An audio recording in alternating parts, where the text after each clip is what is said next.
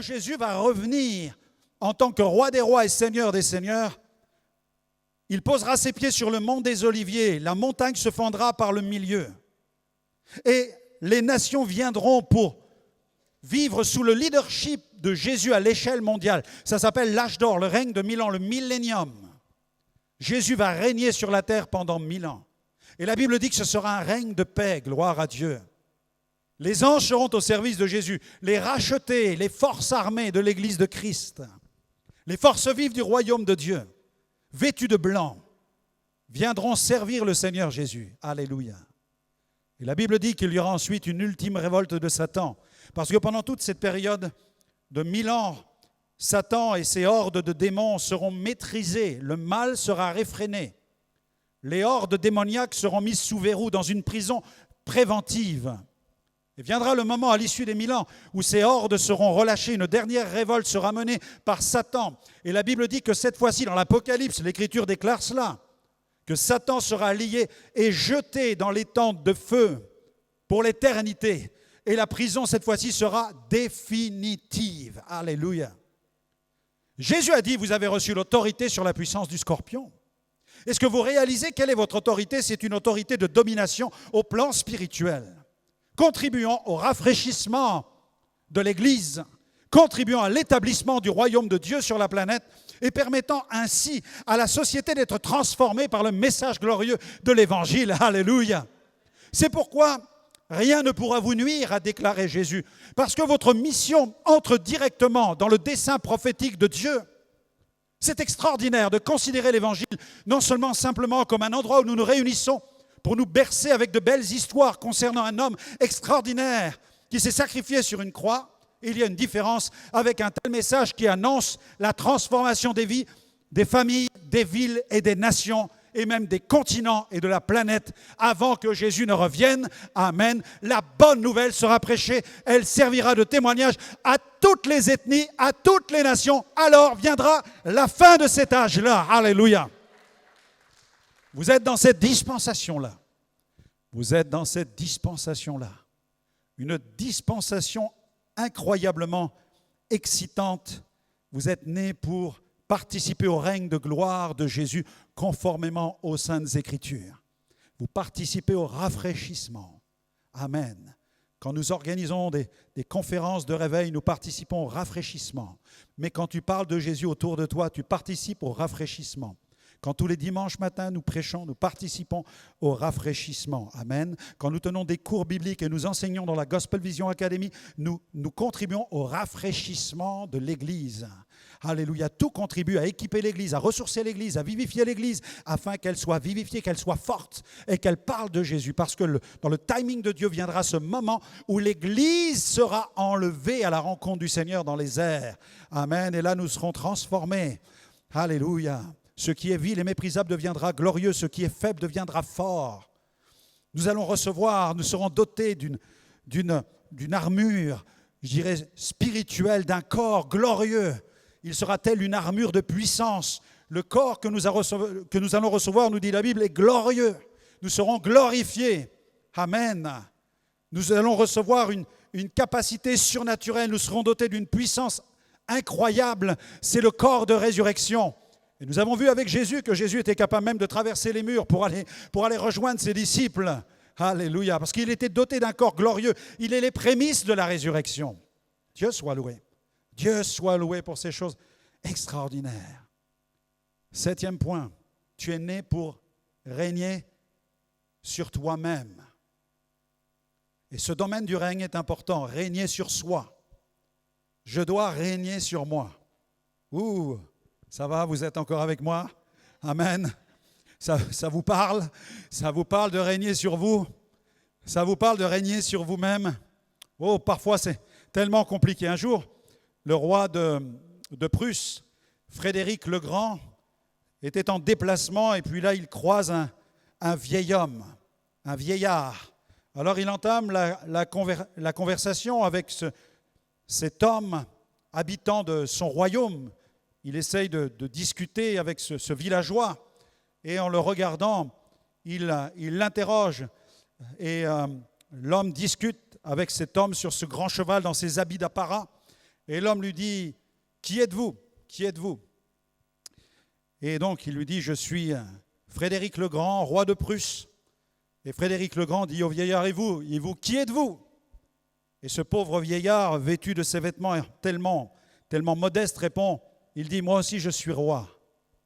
Alors, le roi de Prusse est un peu stupéfait par la réponse. Quand il regarde cet homme vêtu de cette manière, il se met un peu à rire et il lui dit, mais sur quel royaume règnes-tu? Et l'homme lui a répondu, sur le mien, sur le mien. Nous sommes appelés tous à régner sur quelque chose. Et tu dois régner premièrement sur ta propre vie. N'envie pas tous ceux qui règnent sur des royaumes sur la planète, mais considère d'abord tes propres responsabilités. Tu dois d'abord régner sur ta propre vie spirituelle. Et l'Écriture nous montre que nous devons régner sur nous-mêmes. L'apôtre Paul avait compris cela, on le lit dans Galates chapitre 5, verset 25, Galates 5, 25, où il dit « Ce n'est plus moi qui vis, c'est Christ qui vit en moi. » Ceux qui sont en Jésus-Christ, il dit, ils ont crucifié la chair avec ses passions et ses désirs. Si nous vivons par l'Esprit, marchons aussi selon l'Esprit. Amen. Ceux qui sont en Jésus-Christ ont crucifié la chair avec ses vices et avec ses passions. Voilà.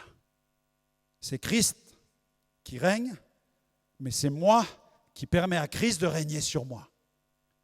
Je dois laisser ma vie au Christ pour qu'il puisse vraiment régner sur ma vie spirituelle. Les choses ne se feront pas de manière automatique. Je dois choisir d'abandonner mon existence à Christ. C'est par lui que je suis délivré. Dans Romains 6, versets 11 à 12, regardez ce que l'apôtre Paul déclare. Romains 6, versets 11 à 12. « Ainsi vous-même » voilà le regard que vous devez avoir sur vous-même. C'est ce que Paul écrit. « Ainsi vous-même, regardez-vous comme mort au péché et comme vivant pour Dieu en Jésus-Christ. » Regardez-vous comme étant mort au péché et comme vivant pour Dieu en Jésus-Christ. Celui qui est né de nouveau, il entrera dans le royaume de Dieu. Celui qui est passé par la nouvelle naissance, non pas celui qui vient à l'église ou qui a des parents chrétiens. Quelqu'un pourrait dire, mais moi, mon père, il est pasteur, ou mon père, il est chrétien. Ma mère fréquente l'église évangélique. J'ai la Bible dans ma table de chevet. J'en ai 2 dans le placard. J'ai la Bible des enfants, j'ai la Bible des ados, j'ai la Bible de tout ce que vous voulez. J'ai toutes les Bibles. Et certains pensent qu'ils vont aller au ciel parce qu'ils ont des Bibles. Non, mais n'importe quoi. C'est par la nouvelle naissance qu'on rentre au ciel. C'est pas parce qu'on est libraire. C'est pas parce qu'on a une librairie chrétienne.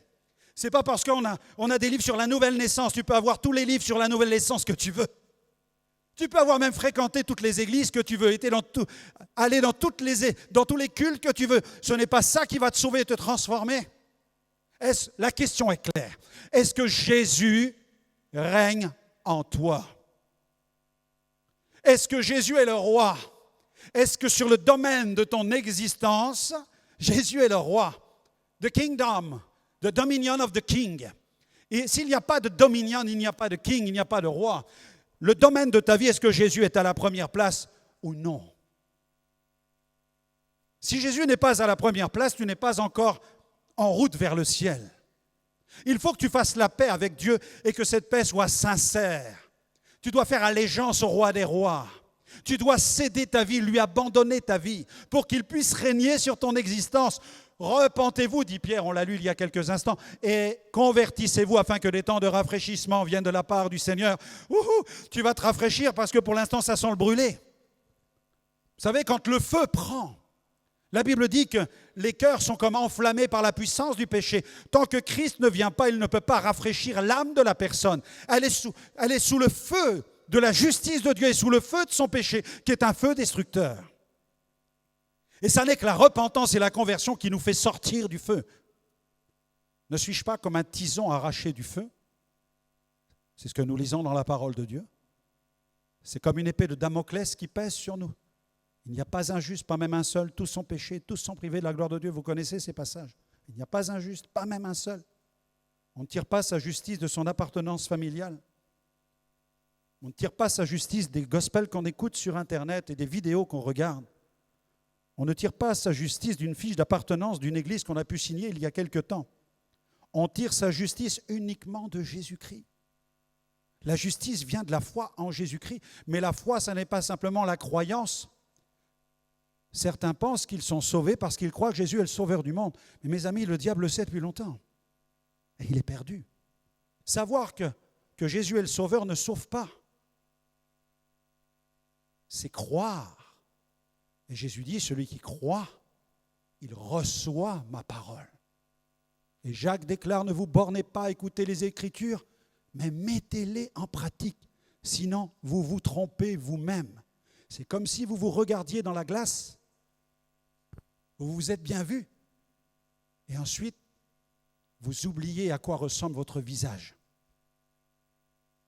Mais celui qui aura plongé ses regards dans la loi parfaite, n'étant pas un auditeur oublieux, celui va s'attacher à mettre en pratique la parole de Dieu. C'est pourquoi les premiers seront les derniers et les derniers seront les premiers. C'est pourquoi l'Écriture place chacun devant ses propres responsabilités, de ne pas être un chrétien religieux, soit-il évangélique, mais qu'il soit un racheté, un ambassadeur du royaume de Dieu, un homme et une femme attachés à Christ et qui vit pour Christ. Et c'est de tels chrétiens que nous souhaitons dans cette communauté évangélique. Amen. Des hommes et des femmes enracinés dans la parole, qui marchent pour Jésus, qui n'ont pas simplement l'étiquette, mais qui ont la profondeur et la vie authentique du Christ au plus profond de leur cœur. Alléluia! Gloire à Dieu! À quoi cela sert-il de mettre une étiquette champagne sur une bouteille à l'intérieur de laquelle il y aurait du poison? Non. Pas de publicité mensongère. Soyons authentiques. Alléluia. Si quelqu'un est à Jésus-Christ, il a crucifié la chair avec ses passions et avec ses désirs. Mets les bonnes lunettes ce matin et regarde-toi. Alléluia. Regardez-vous comme étant mort. Regarde-toi comme étant mort. Tu es mort. Mort au péché. Amen. Alléluia. Amen, amen, amen. Tu es mort à la bouteille. Tu es mort à l'alcool. Amen. Quand tu regardes la bouteille chez toi, tu la vides dans l'évier. Si c'est une occasion de chute, tu la vides dans l'évier. Et tu dis, je suis mort à l'alcool. Je suis mort à cela. Je suis mort à la cigarette. Je n'ai pas besoin de fumer. Non, je suis mort à la cigarette. Je suis mort à la pornographie. Je me déconnecte au nom de Jésus. Alléluia. Je suis mort à ces choses-là au nom puissant de Jésus. Tu es mort au nom de Jésus. Tu es dépressif. Tu dis, non, je ne suis plus dépressif. Néhémie chapitre 8, verset 10. J'ai la joie de l'Éternel. Alléluia. J'ai la joie de l'Éternel. Tu ne cèdes pas à ce que te dit ton âme. Tu es maintenant né dans l'esprit et tu sers Dieu dans ton esprit. Alléluia. Tu n'es plus lié. Tu es libre. Si le Fils vous a franchi, vous serez réellement libre. Vous connaîtrez la vérité. La vérité vous rendra libre. Point barre. Alléluia. Elle vous rend libre. Mais crois la parole de Dieu. Ne la lis pas seulement. Ne la lis pas. On peut apprendre 150 versets par cœur et ne pas les croire dans son cœur. Certains les apprennent comme des recettes magiques. Il y a toutes sortes de livres sur les versets à confesser. Versets à confesser contre ça pour son business. Les gens confessent les versets comme des incantations et rien ne bouge. Pourquoi? Parce qu'il n'y a pas de la foi. Parce que c'est de la sorcellerie évangélique, mes amis. Ça s'appelle la magie. Non, la foi, c'est autre chose. C'est autre chose que la superstition. La foi, c'est la transformation. Ce sont des cœurs transformés par la puissance de Dieu. Ça, c'est la foi. Je vis en Jésus. Et je n'ai pas besoin de confesser un verset devant une situation. Il suffit que je croie dans mon cœur ce qui est dans les Écritures et je traverse la situation. Amen.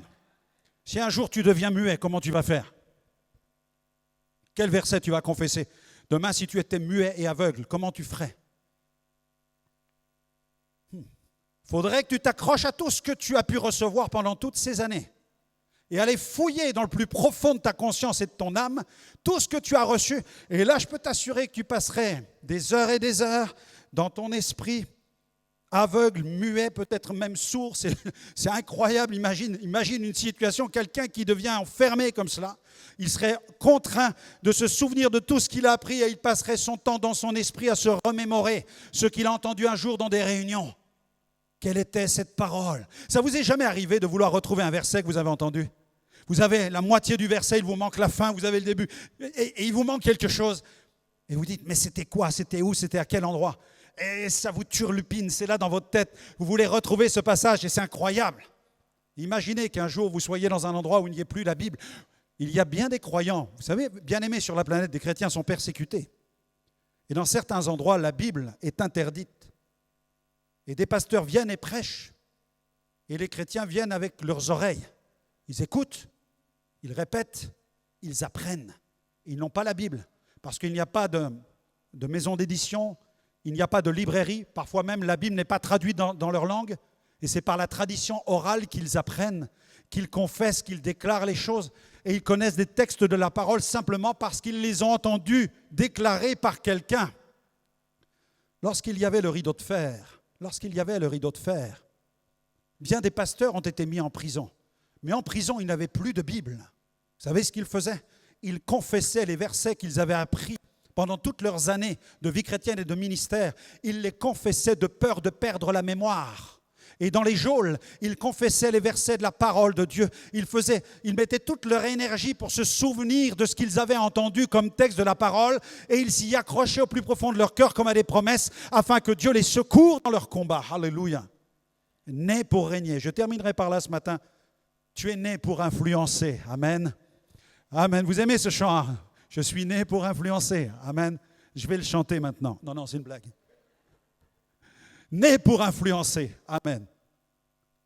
Un soir, le président Obama va dans un restaurant avec Michelle, son épouse, et au cours du repas, le restaurateur commence à discuter avec Michelle, et puis il lui dit, est-ce qu'on pourrait avoir une petite conversation ensemble? Alors Michelle Obama accepte, et son mari est surpris, Barack Obama est surpris. Pourquoi ce restaurateur veut-il parler avec sa femme? Alors, mais comme elle est bienveillante, elle accepte, et voilà, ils vont dans une petite pièce à part et l'homme discute avec elle. Et vous savez ce qu'il lui dit? Il lui raconte qu'il l'a connue quand elle était à l'école, il était déjà amoureux d'elle, elle lui plaisait, etc., etc. Après quelques minutes, ils reviennent dans le restaurant, puis l'épouse de Barack Obama s'assoit en face de son mari, elle continue le repas, et lui, Barack Obama, se dit, mais qu'est-ce que c'est que cette affaire-là? Qu'est-ce qui s'est passé? Alors, il veut essayer de comprendre. Alors elle lui explique qu'il lui a avoué qu'adolescent, il était fou d'elle. Alors Barack Obama, un peu jaloux de ce qu'il vient d'entendre, s'adresse à Michel et lui dit donc si tu l'avais épousé, il dit Michel, si tu avais épousé ce restaurateur, aujourd'hui tu serais à la tête d'un restaurant en fait. Et sa femme de lui répondre, non. Elle lui dit, si je l'avais épousé, il serait devenu président des États-Unis. L'influence, tu es né pour influencer. Tu es né pour apporter une influence dans la société. Warren Buffett, homme d'affaires et philanthrope américain, a dit « Il faut 20 ans pour bâtir une réputation et 5 minutes pour la ruiner. » Michelle Obama est convaincu de son pouvoir d'influence. Mais est-ce que nous, en tant qu'enfants de Dieu, nous sommes convaincus du nôtre? Est-ce que nous sommes convaincus de notre pouvoir d'influence? Sois un influenceur par ton caractère qui a été transformé par l'Évangile. Ne sois pas un influenceur par ton caractère qui n'est pas crucifié. Aïe, aïe, aïe, aïe, aïe. .com. Parce que parfois, en tant que chrétiens, nous nous faisons connaître par le mauvais côté de la chose, par la vieille nature. Et par la vieille nature, nous ne pouvons pas apporter la transformation dans la société. La chair n'apporte aucune transformation. Lorsque je crie haut et fort, j'ai des autocollants partout, j'ai le t-shirt Jésus, et que je suis au travail et que je donne des leçons à tout le monde, et que j'ai un sale caractère, est-ce que j'apporte la transformation? Non. Ça n'a aucun effet. C'est une publicité contre-productive. Je dois vivre ce que je crois. Amen. C'est extrêmement important. Terry Bacon a déclaré, l'influence, c'est l'art d'amener les autres à vous suivre, croire quelque chose que vous voulez qu'ils croient, penser d'une manière que vous voulez qu'ils pensent, ou faire quelque chose que vous voulez qu'ils fassent. Ça, c'est l'influence. Mais pour bien influencer avec les valeurs du royaume de Dieu, il faut que Jésus règne en moi. Amen. Il n'y a pas de secret, il ne faut pas que je ressemble au pasteur. Non, surtout pas, faites jamais ça. Moi, je fais tous mes efforts pour ressembler à Jésus, et il y a du travail.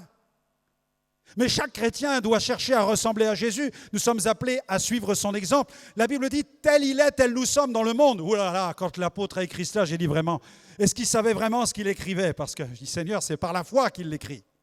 Tel il est, tel nous sommes dans le monde. Wouhou. Être comme Jésus, vous imaginez? Comment être comme Jésus dans la société d'aujourd'hui? Comment être ce type d'influenceur du royaume de Dieu? En étant rempli du Saint-Esprit. Amen. Et c'est de cette manière, si je suis crucifié au péché et que je libère la vie du Saint-Esprit, alors les valeurs, les vertus du royaume de Dieu seront manifestes au travers de mon existence, de ma façon de vivre. Et je vais interpeller tous ceux qui vivent dans la chair parce qu'ils ne connaissent pas ces valeurs du royaume de Dieu. Ils les effleurent. Mais nous sommes remplis de la présence du Saint-Esprit. Sois un influenceur par ton caractère et ta personnalité transformée. Tu es né pour influencer avec l'Esprit de Dieu qui est en toi. Tu es né pour influencer avec les valeurs morales qui sont en toi. Tu es né pour influencer avec les dons qui sont en toi. Tu es né pour influencer avec les capacités qui sont en toi. Tu es né pour influencer avec les compétences qui sont en toi. Tu es né pour influencer avec la vie de Jésus qui est en toi. Tu es né pour influencer avec les rêves qui sont en toi. Tu es né pour influencer avec l'onction pour le surnaturel qui est en toi. À Dieu soit la gloire. Ce sont les éléments de la puissance que Dieu place en toi pour influencer le monde dans lequel tu es. Tu es doté d'un esprit nouveau, comme Daniel. Tu es doté d'un esprit supérieur. Dans Daniel chapitre 5, il est écrit, il y avait une sagesse semblable à la sagesse des dieux. Bien que les dieux n'existent pas, mais ils étaient face à une telle sagesse qu'ils se disaient, mais si les dieux existent, alors c'est cette sagesse-là. Mais sa sagesse venait de Dieu lui-même. Amen. La Bible dit à son sujet, il avait en lui, Daniel chapitre 6, il avait en lui un esprit supérieur. Amen. Supérieur. Seule l'onction du Saint-Esprit peut nous donner cela. Impacte le monde avec un caractère et une personnalité transformée par la puissance du Saint-Esprit, soit crédible, soit cohérent. Si tu parles de Jésus, tu parles de sa maison. Si tu parles de la tête, tu parles du corps. Jésus est la tête du corps de Christ. L'Église a une adresse, elle se réunit. Si tu parles de Jésus autour de toi, tu dois être capable de parler du corps auquel tu es attaché. Tu ne peux pas être comme certains détachés d'une Église qui parlent de Jésus, qui leur donnent l'adresse où ils vont pouvoir écouter l'Évangile et qui n'y vont jamais. J'ai connu des personnes qui se déclarent enfants de Dieu comme cela. Ils sont capables d'envoyer des gens vers l'Église, mais eux n'y vont pas. Comme si l'Église était bon pour les autres, mais pas pour eux.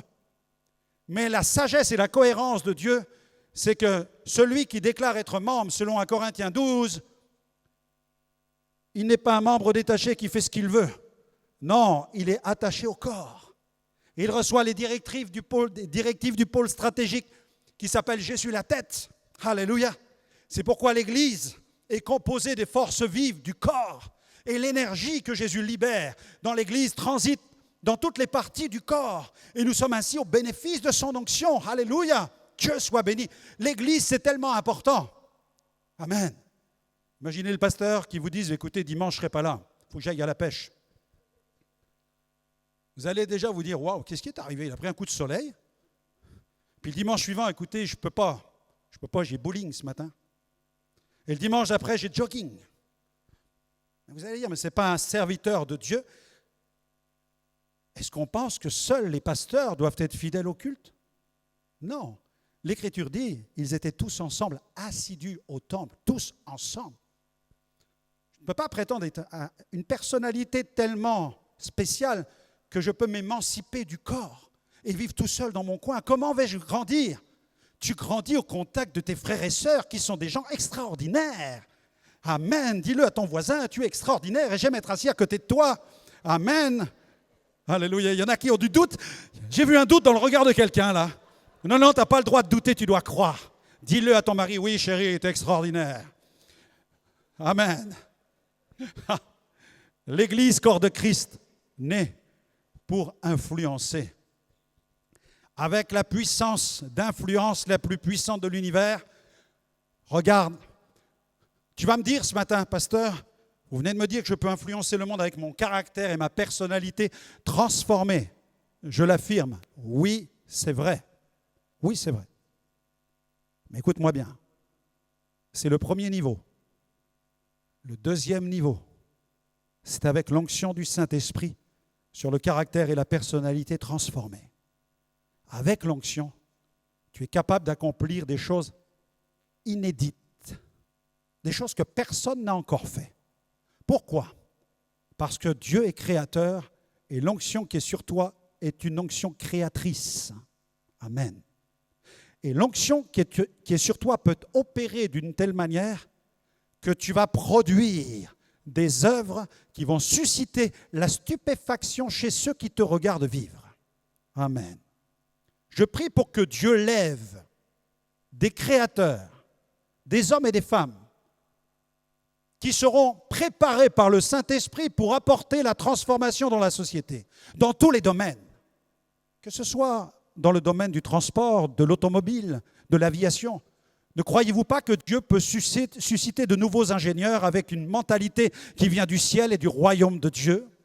Ne pensez-vous pas que Dieu peut susciter toute une nouvelle catégorie d'ingénieurs, de créateurs, de penseurs avec l'Esprit de Dieu, comme le monde a pu le connaître même à l'époque de la Renaissance, où les codes ont été bousculés par ceux qui croyaient en Jésus dans le domaine de l'art? Dieu ne peut-il pas le faire dans le domaine de l'ingénierie? Dieu ne peut-il pas le faire dans le domaine de la politique, de la science, dans le domaine du savoir, de la connaissance, dans le domaine de la transmission de valeurs? Dieu n'est-il pas capable d'élever des hommes et des femmes qui sont rachetés, qui croient en Jésus et qui vont transformer le monde autour d'eux? Amen. Que ce soit l'artisan jusqu'à l'ingénieur, jusqu'à l'homme politique, jusqu'au chef d'État, que Dieu puisse susciter des hommes et des femmes habités par Dieu et remplis de l'onction du Saint-Esprit. Et ils vont créer des choses parce qu'ils seront connectés avec le ciel et Dieu va leur parler. Alléluia. Thomas Edison, l'inventeur le plus fécond de son époque avec 1200 brevets. 1200 brevets.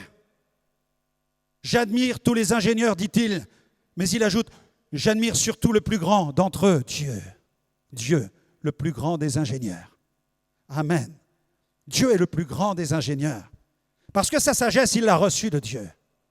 Et Dieu peut te donner sa sagesse dans ton domaine.